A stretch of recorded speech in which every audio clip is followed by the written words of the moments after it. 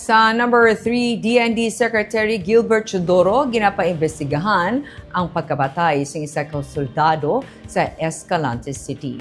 Sa pagbisita sa mga soldado sa 4th Infantry Division ni National Defense Secretary Gilbert Teodoro Jr. sa Camp Evangelista, Cagayan de Oro City, Miyerkules ang aga, iya ginistorya sa mga soldado nga nagpatawag siya sa isa ka imbestigasyon sa kamatayon sa isa ka soldado sa 79th IB sa natabo nga engkwentro sa Escalante City sang Lunes. Ang ini nga pahayag sang tiglikom ang sabat sa pagpagkamalaot sa pagkapatay sang 19 tanan ka mga persona sa natabo nga encounter sa Toboso sa atong bulan sang Abril. Sa inisyal nga impormasyon, ang nagpatay sa soldado ang may kaangtanan sa isa sa mga napatay sa Toboso.